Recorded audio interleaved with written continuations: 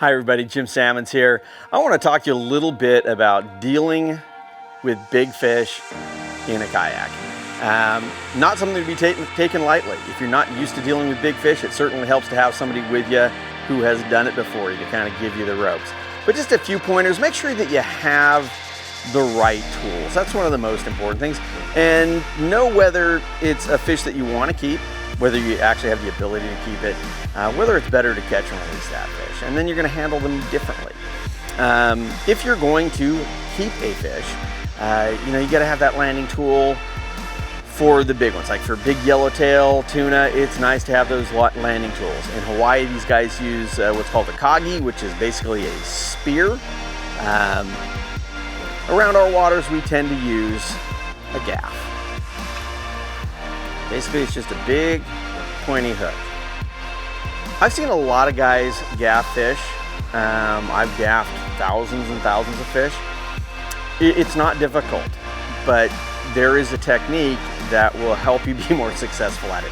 First off, just remember, this is not an axe. You're not swinging down on a fish, okay?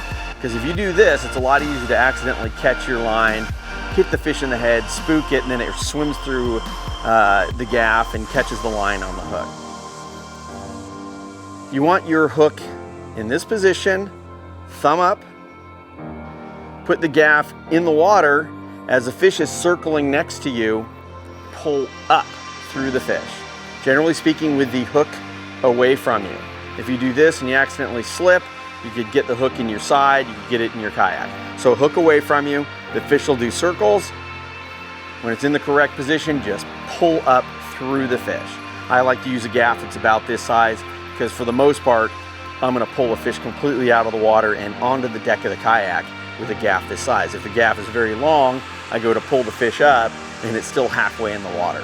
And it's more likely to kick its tail and buck itself off the gaff. So if you're gonna keep fish, having the proper landing tools is a huge thing to do. For catch and release, you have to think about, do you want to pull that fish out of the water? Do you want to get that hero shot up on your lap? Or is it a fish that you're not allowed to do that with, or that it's not safe to do that with? So for a lot of fish like rooster fish that are really strong jaws, really tough fish, having a boga grip is really nice because you can control the fish really well. I will say this, these things are heavy. They sink. So if you have one, you probably want to put a float on it. I've lost one. So these are very simple to operate.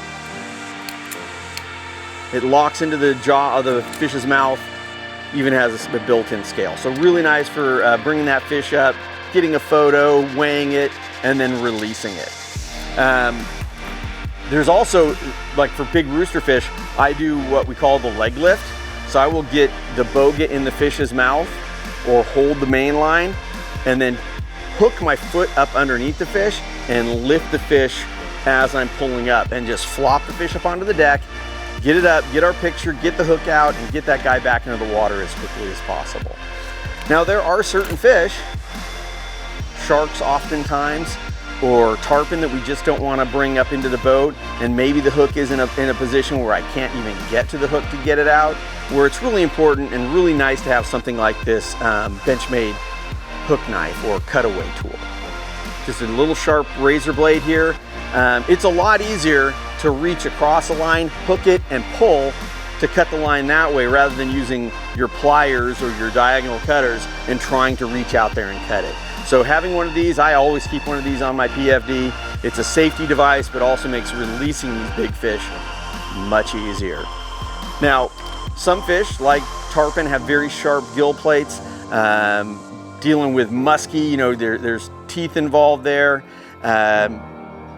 Billfish, of course, their bill is super abrasive. So for that, if I know I'm gonna be out after those fish, I like to keep a pair of landing gloves on the boat. It's gonna save my hand from a lot of abuse.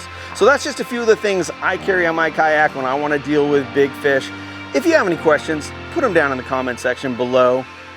Give us a thumbs up, and by all means, subscribe to Kayak Fishing Tales.